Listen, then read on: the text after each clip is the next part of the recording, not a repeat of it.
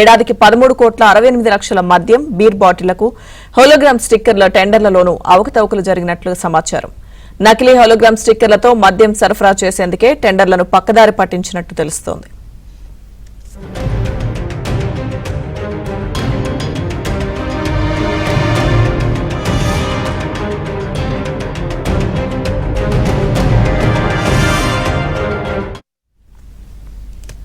Hologram టెండర్లపై vigilance విచారణలో ఈ అంశాలు వెలుగు చూస్తున్నాయి. హోలోగ్రామ్ల పేరుతో భారీ స్థాయిలో స్కామ్ జరిగినట్టుగా గుర్తించినట్టు సమాచారం. నిబంధనలకు విరుద్ధంగా హోలోగ్రామ్ టెండర్లను కట్టబెట్టినట్టు స్పష్టమవుతోంది. ఎక్స్పీరియన్స్ సర్టిఫికెట్లు లేకుండానే హోలోగ్రామ్ కంపెనీలకు బెవరేజెస్ కార్పొరేషన్ మాజీ ఎండీ వాసుదేవరెడ్డి ఇష్టానుసారం టెండర్లు ఇచ్చినట్టుగా తేలింది.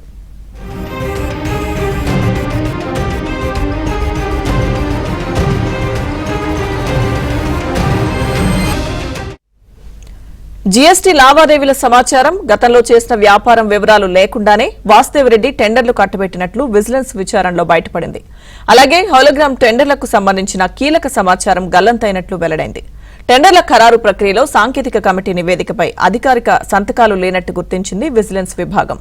సాంకేతిక కమిటీ సమావేశం మినిట్స్ కూడా కనిపించకుండా మాయం చేసినట్టు గుర్తించారు.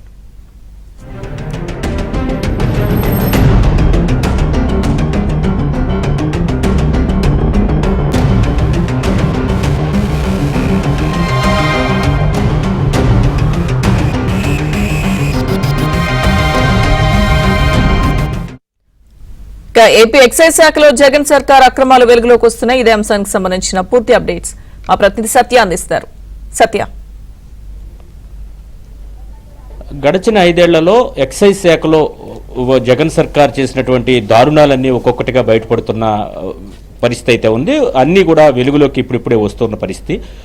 ఎక్సైజ్ ఆదాయాన్ని తనఖా పెట్టి నేరుగా ఆదాయాన్ని ఎస్క్రూ చేస్తూ సుమారు 25,000 కోట్లు అప్పట్లో అప్పు తీసుకురావడమే పెద్ద విషయంగా అందరూ భావించారు. అయితే ఇప్పుడు ఆ ఎక్సైజ్ శాఖలో ఏదైతే చేశారో అవన్నీ కూడా ఒక్కొక్కటి కూడా బయటపడుతున్న పరిస్థితి. తాజాగా ఎక్సైజ్ శాఖలో హాలోగ్రామ్ స్టిక్కర్లు ఏవైతే బాటిల్ ఎక్సైజ్ బాటిల్ మందు బాటిళ్లకు పైన సీల్ వేసే హాలోగ్రామ్ స్టిక్కర్లు ఉంటాయి. ఈ హాలోగ్రామ్ స్టిక్కర్లకు సంబంధించి జరిగిన కుంభకోణం పైన మరొక విషయం వెలుగులోకి వచ్చింది. ముఖ్యంగా ఎవరైతే వాసుదేవరెడ్డి ఈ శాఖతో సంబంధం లేకుండా అప్పటి ముఖ్యమంత్రి జగన్మోహన్ రెడ్డి ఆయన్ను ప్రత్యేకంగా ఇక్కడికి ఐఆర్టీఎస్ నుంచి తీసుకొచ్చారు. ఆయన వచ్చిన తర్వాత ఎక్సైజ్ శాఖలో ఇష్టానుసారంగా వ్యవహరించారనే ఆరోపణలు తీవ్రంగా ఉన్న నేపథ్యంలో ఆయన ఇప్పటికే రాజీనామా చేసి ఆ శాఖ నుంచి బయటకు వెళ్ళినప్పటికీ కూడా ఆ శాఖలో విచారణ వరుసగా విజిలెన్స్ ఎంక్వైరీ చేపడుతుండటంతో ఒక్కొక్క అంశం వెలుగులోకి వస్తుంది.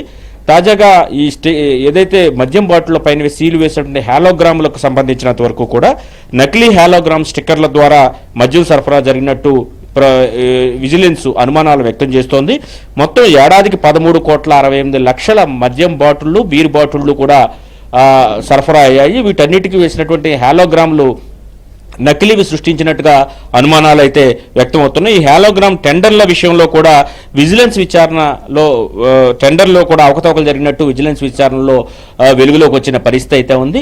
ముఖ్యంగా ఈ నిబంధనలకు విరుద్ధంగా ఆ మద్యం బాటిళ్లకు సంబంధించి హాలోగ్రాములు వేసే కంపెనీకి ఎలాంటి పూర్వానుభవం లేకపోయినా జీఎస్టీ రిజిస్ట్రేషన్ లేకపోయినప్పటికీ కూడా వారికి ఆ టెండర్లు కట్టబెట్టడం వెనుక వాసుదేవరెడ్డి కీలకంగా వ్యవహరించారు అని విజిలెన్స్ శాఖ చెబుతున్న పరిస్థితి అయితే ఉంది. అదేవిధంగా విజిలెన్స్ తేల్చిన పరిస్థితి అయితే ఉంది. జీఎస్టీ లావాదేవీల సమాచారం, అదేవిధంగా వ్యాపారం గత పూర్వానుభవం కూడా వ్యాపారంలో లేకపోయినప్పటికీ కూడా కావాలని కట్టబెట్టిన పరిస్థితి అయితే ఉందని చెబుతున్నారు. టెండర్ల ఖరారు ప్రక్రియలో కూడా సాంకేతికతను పట్టించుకోకుండా ఆ సంస్థకే టెండర్లు కట్టబెట్టడం వెనుక కూడా వాసుదేవరెడ్డి కీలకంగా వ్యవహరించినట్టుగా చెబుతున్నారు. ఇక సాంకేతిక కమిటీ రాసినటువంటి మినిట్స్లో అధికారుల యొక్క సంతకాలు కూడా లేకుండా మాయం చేశారని కూడా తేలింది. మొత్తం మీద ఈ హాలోగ్రాములు ఏవైతే ఉన్నాయో మద్యం బాటిళ్ల పైన సీల్ వేసే హాలోగ్రాములు వీటికి సంబంధించి టెండర్ల ప్రక్రియ మొదలుకొని వాటిని సీల్ వేసే వరకు కూడా మద్యం బాటిళ్ల పంపిణీ విషయంలో కూడా చాలా వరకు కూడా అవకతవకలు జరిగాయని విజిలెన్స్ విచారణలో తేలింది. దీంతో ఈ విచారణ మరింత ముందుకు తీసుకువెళ్లాలని ఏపీ ప్రభుత్వం కూడా భావిస్తోంది. దీనికి సంబంధించి చాలా లోతుగా దర్యాప్తు జరగాల్సిన అవసరం కూడా ఉందని సర్వత్రా వినిపిస్తున్న పరిస్థితి అయితే ఉంది. రైట్, థాంక్యూ సత్య.